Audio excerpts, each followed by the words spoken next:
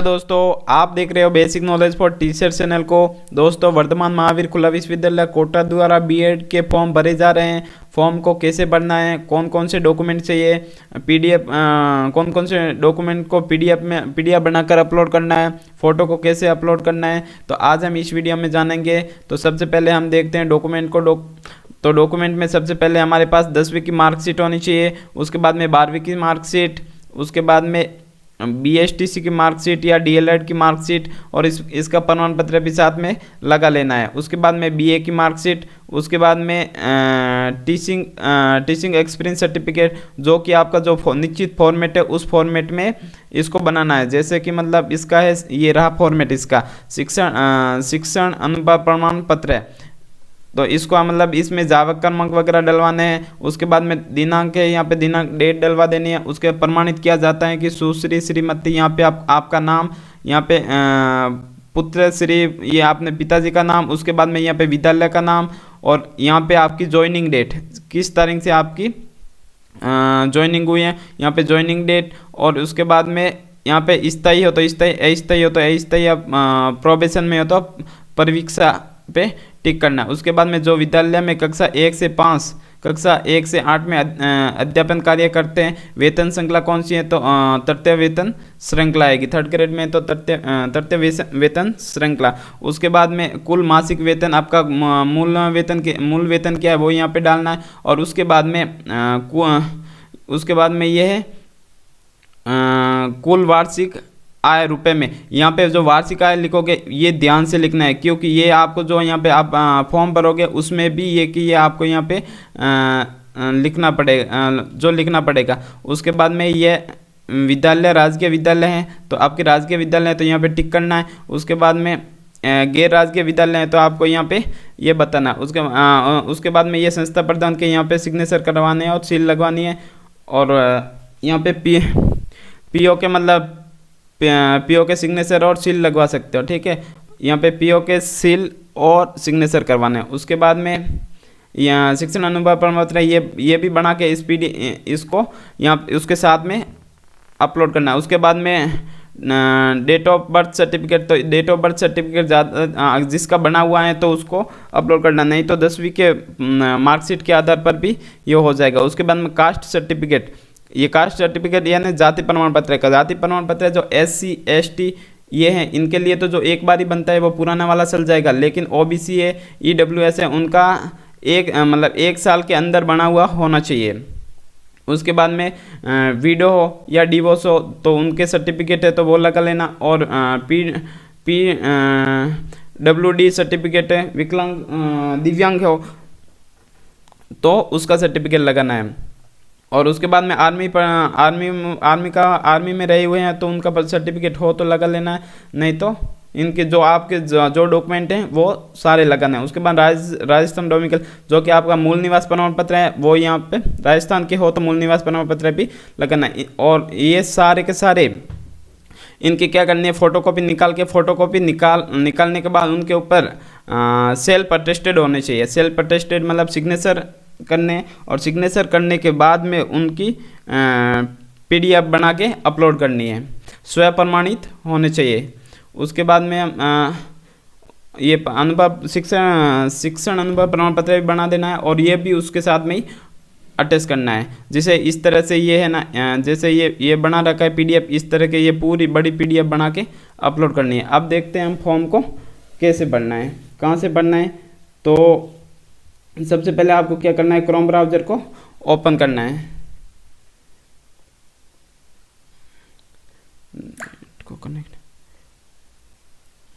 तो Chrome browser को open करने के बाद में VMOU लिख करके सर्च करना है। VMOU लिख करके सर्च करने के बाद में यहाँ पे आप नीचे स्क्रॉल करना है। स्क्रॉल करने के बाद में यहाँ पे लिखा हुआ है एडमिशन पे क्या करना है, क्लिक करना है। एडमिशन पे क्लिक करने के बाद में आप यहाँ पे नीचे देख अप्लाई नाउ सबसे ऊपर है, उस पर ही क्लिक करना है। उस पर क्लिक करने के बाद में यहाँ पे आप देख सकते हो बीएड एडमिशन फॉर्म, इसकी लास्ट डेट कितनी है, 31 जनवरी 2024। तो 31 जनवरी 2024 से पहले फॉर्म को बनना है। और इस बार मेरिट बनेगी, वो किस आधार पर बनेगी, तो ये मेरिट बनेगी ग्रेजुएशन के परसेंटेज के आधार पर।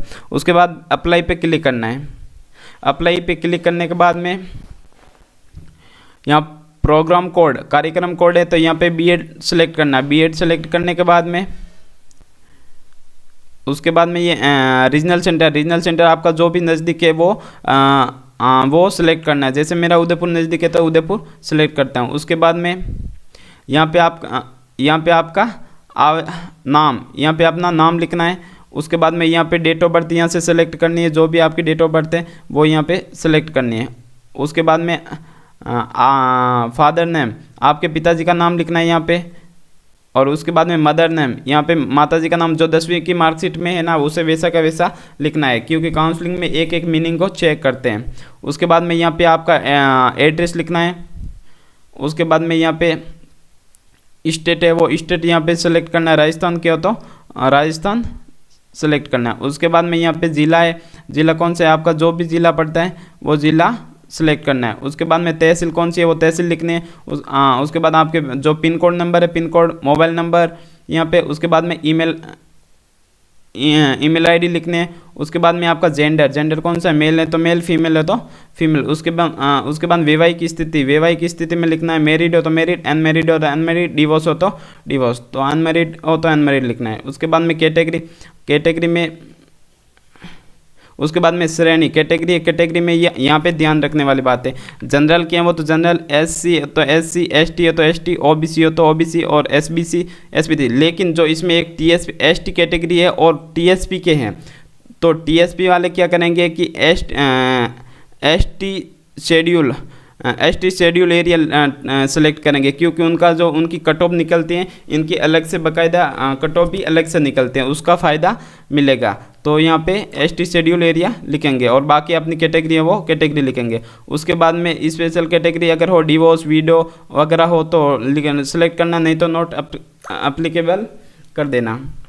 उसके बाद में रीजनल कौन है, आप धर्म रीजन, दो धर्म कौन सा है वो हिंदू सेलेक्ट करना है। उसके बाद में राष्ट्रीयता इंडियन करना है। उसके बाद रोजगार की स्थिति है तो रोजगार को तो गवर्नमेंट सेलेक्ट करना है, ठीक है। उसके बाद में एरिया, अगर आप शहरी क्षेत्र के निवासी हो तो अर्बन करो, नहीं तो रूरल करना है। उसके बाद में डोमिसाइल ऑफ राजस्थान, तो ये आप यहाँ पे क्या करना है, यहाँ पे आप राजस्थान के हो तो यस करना है, नहीं तो नो करना है। राजस्थान के होगे तभी उनका आरक्षण का फ़ायदा मिलेगा, वरना बाहरी राज्य वालों को आरक्षण का फ़ायदा नहीं मिलेगा, वो जनरल में ही गिने जाएंगे।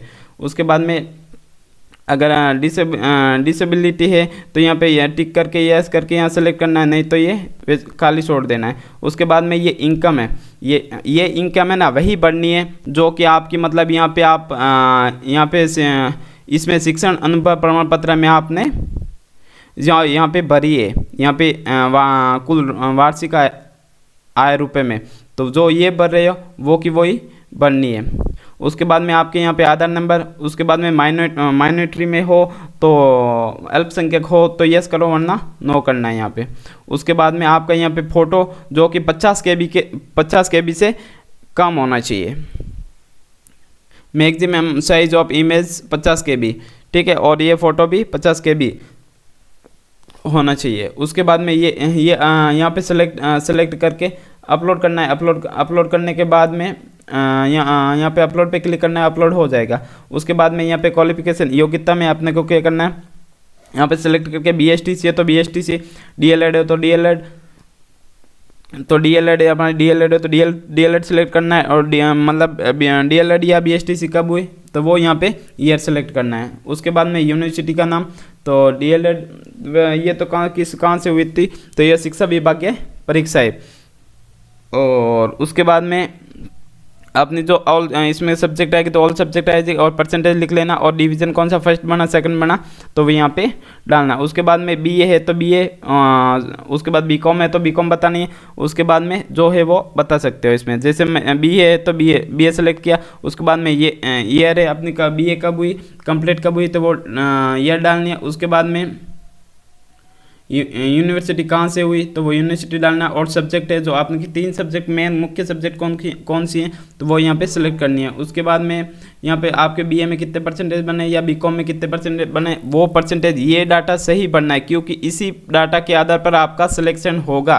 ग्रेजुएशन के प्रतिशत के आधार पर ही सिलेक्शन होगा। और यहाँ पे आपका परसेंटेज क्या कितने, फर्स्ट डिवीज़न सेकंड डिवीज़न है तो वो यहाँ पे डाल देना है।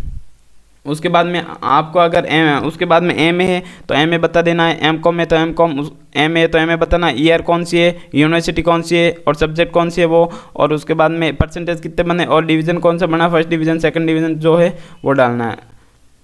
उसके बाद में 10वीं के मार्कशीट डालनी है, यहाँ पे 10वीं है तो 10वीं को सिलेक्ट करना है। और 10वीं कब हुई, 2000 जैसे 12 हुई तो 2012, और उसके बाद में कहाँ से हुआ, जहाँ से हुई है वो डालना है, और उसके बाद में सब्जेक्ट डाल देना है। उसके बाद में परसेंटेज कितने बने, उसके बाद में कौन सा डिवीज़न है, first division second division third division, तो फर्स्ट डिवीज़न बना तो फर्स्ट डिवीज़न, सेकंड डिवीज़न बना तो सेकंड डिवीज़न, ये सिलेक्ट करना है। उसके बाद में 12वीं, उसके बाद में 12वीं कब हुई, 12th कब हुई तो 12th जो हुई तो वो उसके क्या डालने, सन डालने, जैसे 2014 में तो 2014। उसके बाद में आप ये जो मार्कशीट है, मार्कशीट के ऊपर लिखा हुआ होगा बोर्ड का नाम, तो वो यहाँ पे लिख देना है। उसके बाद में RBSC, जैसे उसके बाद में सब्जेक्ट है तो सब्जेक्ट, उसके बाद परसेंटेज कितने, परसेंटेज, डिवीज़न कौन सा बना, फर्स्ट डिवीज़न सेकंड डिवीज़न डालना है। ये डालने के बाद में यहाँ पे अगर कोई और भी है तो वो डालना, लेकिन ये डाटा जो भरोगे ये डाटा बिल्कुल सही भरना है। BA के, MA के, 10वीं के, 12वीं के, सबसे पहला और BSTC के, ये जो भी डाटा भरोगे ये डाटा बिल्कुल सही भरना है। और ये काउंसलिंग में ये डाटा एक चेक होगा, एक की जांच होगी, उसके बाद में ये आपको B.Ed में शामिल किया जाएगा, एडमिशन दिया जाएगा। उसके बाद में क्या है, टीचिंग एक्सपीरियंस है। टीचिंग एक्सपीरियंस जिस दिन से आपकी ज्वाइनिंग हुई है, ज्वाइनिंग डेट से लगा करके आज दिन तक आप फॉर्म भर रहे हो, आज दिन तक शिक्षण अनुभव प्रमाण पत्र बनाया उस डेट से वो उसमें ये आपके ईयर मतलब कितने साल हुए सर्विस, उसके बाद कितने मंथ हुए, उसके बाद में कितने दिन हुए वो, उसके बाद में एलिजिबिलिटी आप जो मतलब ये अपलोड डॉक्यूमेंट है, तो डॉक्यूमेंट में जो आपने PDF वो बनाई थी, जो कि मतलब सारे डॉक्यूमेंट है ना, उन सभी डॉक्यूमेंट को एक PDF में बनाना है, और PDF में बना करके उसमें क्या करना है, अपलोड करना है। अपलोड करने के बाद में यहाँ पे सूज फाइल पे क्लिक करके यहाँ पे अपलोड कर देना है। ये अपलोड करने के बाद में ये अंडरटेकिंग है, इस पे क्लिक करना है। इस पे क्लिक करने के बाद में यहाँ पे सबमिट पे क्लिक करना है। सबमिट पे क्लिक करने के बाद में आपका फॉर्म भरा जाएगा, और फॉर्म भरने के बाद में आपका जो पे है वो पे का ऑप्शन आ जाएगा। 500 रुपये का जो सालाना होगा वो मतलब पेमेंट होगा, वो पेमेंट कर देना है। और आपका इस तरह उसको प्रिंट आउट लेकर के अपने पास रख लेना है। और जब भी जैसे ही मतलब आप इसकी मेरिट आएगी, आगे की जो इन्फॉर्मेशन होगी वो आएगी, तो मतलब इस चैनल पर वीडियो बनाकर डाल दिया जाएगा। तो दोस्तों अभी तक इस चैनल को सब्सक्राइब नहीं किया तो चैनल को सब्सक्राइब करें और वीडियो को ज़रूर लाइक करें। धन्यवाद।